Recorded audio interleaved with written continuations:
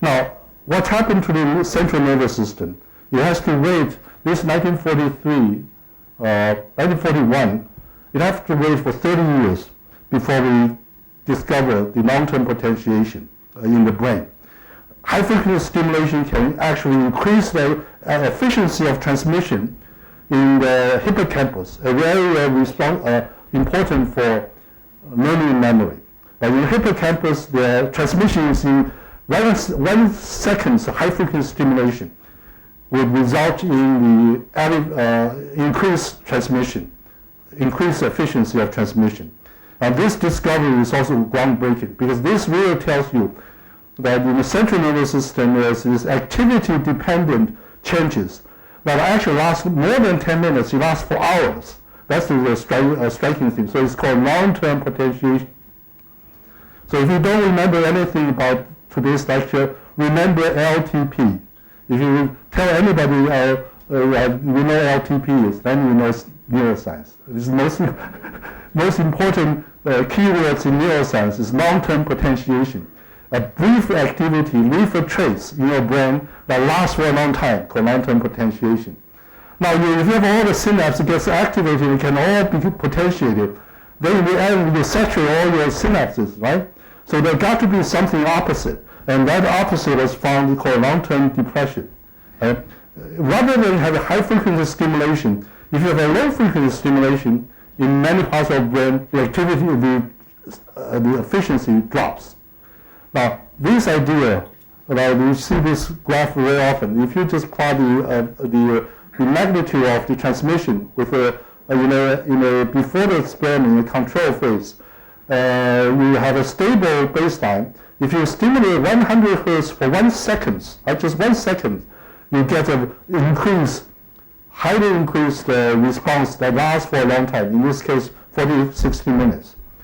If you, instead of stimulating, instead of 100 Hertz, just 1 Hertz, very low frequency, for 10 minutes, for a few minutes, the efficiency drops and then maintained at a low level. So this is called long-term depression. Now, according to the HAPS learning rule, you can explain this. The HAPS learning rule says if two cells are fired together, they wire together, they increase their synapse, right? When high frequency is firing, the postsynaptic activation accumulates with the synaptic potential accumulates, so the postsynaptic cell gets fired. So when you have the input of high frequency, presynaptic and postsynaptic cell fire together. So you get the first rule of learning rule, HAPS learning rule. The second, low frequency, presynaptic cell is firing at low frequency, but it's too low, and each synaptic input are not capable of exciting the postsynaptic cell. So you have a presynaptic cell keeps active, postsynaptic are not active. So you don't have you have an uncorrelated activity. So the synapse gets depressed. Right? So that's a simple learning rule can explain this. Right? So this is the LTP and LTD. Now what happened at the synapse? If you look at the synapse, each cell, each nerve cell receives thousands of input. Each of these tiny particles here is actually dendrite. The synaptic spines on the dendrites, they are the site for contact. The excitatory input to a nerve cell usually ends on these protrusions on the dendrites. Dendrites are the branches the cell send out to collect information. On these branches, there are thousands of these spines receiving individual input. Right? So it's the summation of all this input that the cell is integrating.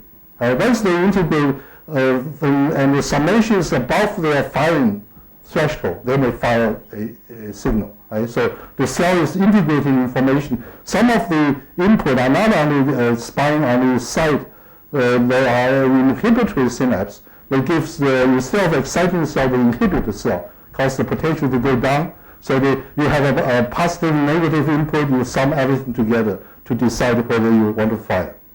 Now why is there such a strange structure called spines? Why do you need the spines? Now here I want to bring again another very major important point made by a Chinese neuroscientist whose name is Zhang Xiangtong. right? John Shelton was a Yale trained. He went to Yale for PhD during the war. Was trained at Yale as a physiologist. He was the person who are the best in the early 50s in recording from single neurons. And he noted that on this neuroni, on this dendrite, there are a lot of this protrusion. So he proposed in a symposium in 1952 that this special structure protrusion are the site for controlling the input. Because you have a structure, then the current flows in will influence the cell differently if the structure is different. So you can use the structural change to control as a gauge to control how much current you want to flow into the dendrite. And that's weight control. The input, you can control its contribution to the cell in terms of determining its output by changing the size. Now this idea was buried there in 1952 until 30 years later, Francis Crick, you all know Watson and Crick, double helix. Francis Crick was the first one who picked up this idea. Francis Crick, who his solution of DNA structure and genetic code, after the genetic code was solved in the late 60s, Watson went to do cancer studies. Crick decided there's no more things about genetics that's important. The more important is the brain. So Crick became a neurobiologist. Now he's a theoretical biologist. He doesn't do experiments. He just thinks. He just sit there and propose hypotheses. Now one of the hypotheses he proposed is that he asked the question, does the dendritic spine twitch? So according to H.T. Chen, he said in the, let's see, well, this is what he said. The most interesting suggestion about the spines spring from a remark by H.T. Chen in 1952 that this structure is a controlling element for information flow. So suppose this spine can twitch, can change its shape. Then if activity can cause spine to twitch, then activity can change this information flow. That's his suggestion. It's a hypothesis made by Francis Crick. So people start to look for whether spine is dynamic, whether it actually can change. It turns out that they do change. So Crick prediction not always work out. This one is one that worked out. Many of his predictions are actually hasn't been demonstrated to be true. The LTP, that's the potentiation produced by activity, right? You have a change in synaptic strength that goes up and persists for a long time. If you follow the spines on the dendrites, after 30 minutes after the LTP is induced, during this period, after 30 minutes, there's a new spine that forms. I don't know whether you can see well, but there are these arrows that point to new spines that appear after LTP inducing activity. Now this new spine means a new site for synapse. So there's new structure that can form. Now this spine can grow, and we are actually a few years later we show that spine can shrink. If you have a LTD inducing stimulation, some spine gets reduced in size, some will actually disappear.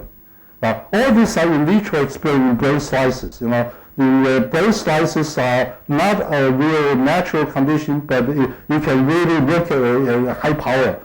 You can see detailed structure of the cells. You can do functional study. They are still alive in a brain slice in a good condition. You can study a lot of interesting phenomena about the brain, but it's not in vivo. So then we need to know what happened to the spines and synapse in vivo when you have a memory, right? So that's a question that now available last 5 to 10 years. The in vivo imaging of spine in high resolutions, you can stain the cell, introduce fluorescent protein into individual cells. You can actually see a structure. You can open a window on the head of the mice, with cells fluorescing underneath, you can actually see, see if you can see,